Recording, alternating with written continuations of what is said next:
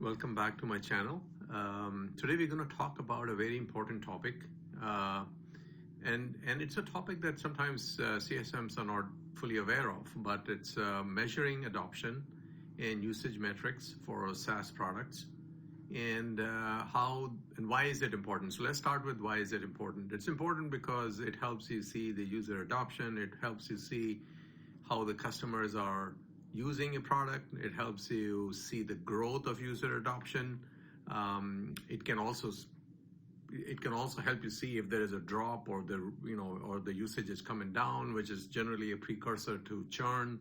So it can help you in many different ways. And so the next question we want to answer in this talk is, and how do you measure that? There are three ways of doing it. There's only one good way, and then there are two other ways which are kind of there, but I would say a very poor second and third way of doing it. So let's start from the top.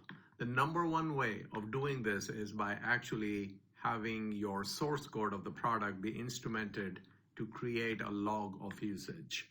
So the development team needs to go and change the source code and add log emitting changes in the code to say, okay, user one from such and such account at such and such time, it took this action on certain objects or something like that. And then you kind of have this log of all the usage of the product, of the SaaS product, by multiple users from multiple accounts and sometimes multiple subdivisions or multiple organizations.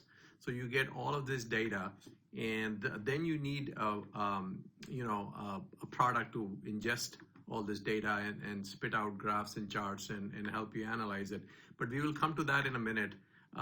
Let's go back to kind of like this change that is needed by the development team, because some of the challenges, if your product doesn't have this, is that you would still need to get a buy-in from your product team to basically okay these changes. And since product teams generally have a laundry list of changes that they want in, chances are you're going to meet with a little bit of pushback on getting this changes in, because it takes real cycles, development cycles from your team.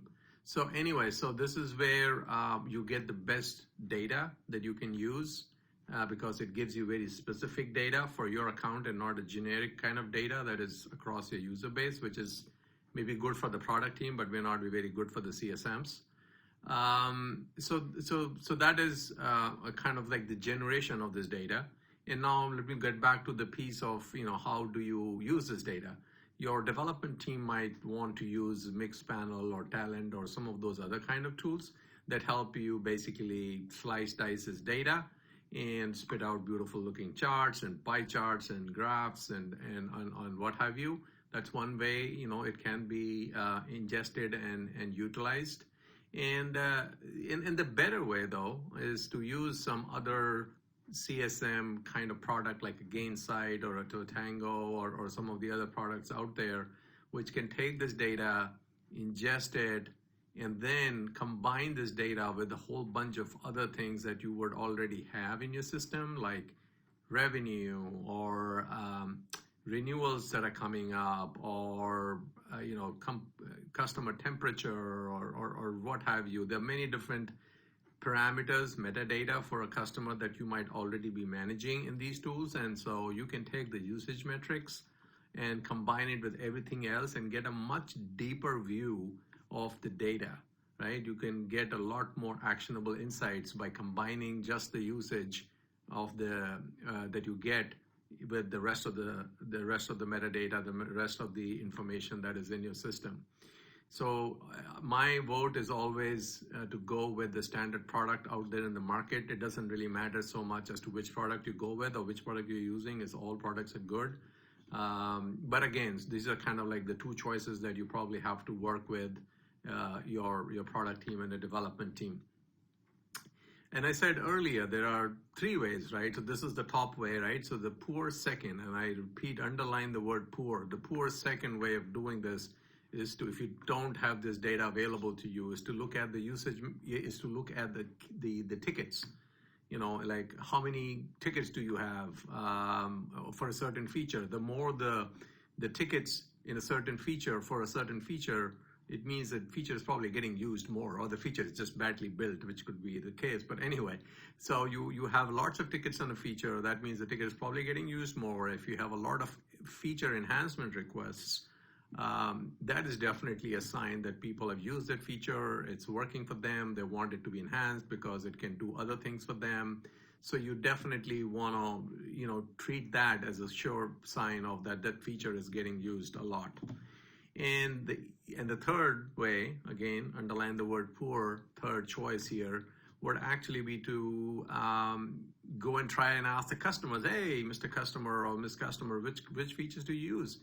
And the reason I say this is not a great way, because first of all, you're going to get very subjective data. And second of all, it doesn't create the right impression on your customer, because customers these days just expect that you know how they're using the product.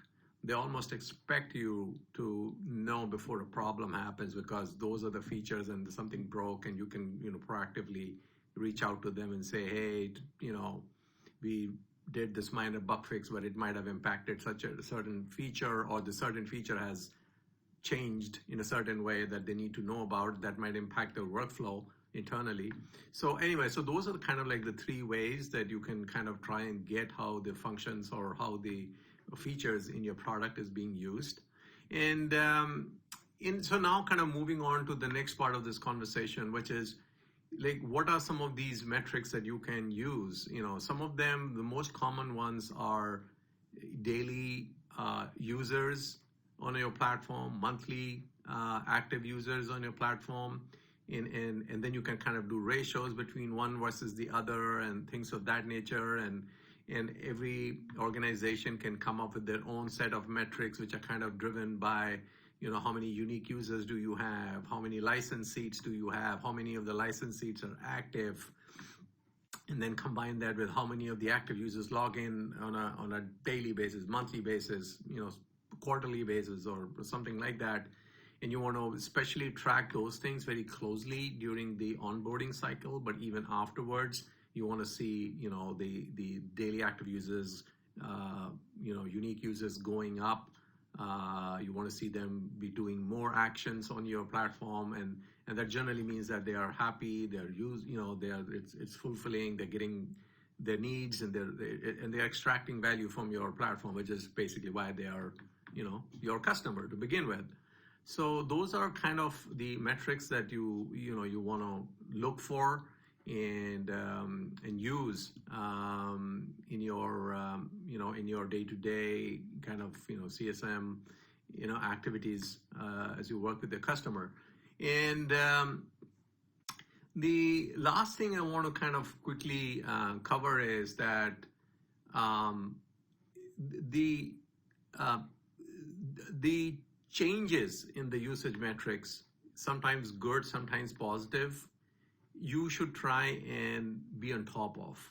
Because if you start to see a negative trend, for instance, it might drop off all of a sudden. Now, that immediately means that you need to do something about it. It might be because they have a offsite or something. But you kind of need to know why certain usage went down. And if you don't, that means either you don't know your customer or something else has happened that is not good, maybe, right? But still, it's a warning flag. So anyway, so these are the kind of metrics that you should be watching closely, from the usage, user adoption, daily active users, monthly, those kinds of things, and use it to your advantage. That is what I wanted to cover today, and I hope you like this little chat. If there are things that I should have mentioned about the metrics and how you use some of the usage data in your system, please leave me a comment. And if there are other topics that you would like me to cover, I also encourage you to write to me or leave a comment below. And thanks for joining us today. And I would love it if you can subscribe to this channel and watch for new content. Get notified of new content when it's posted. Thank you so much for your time.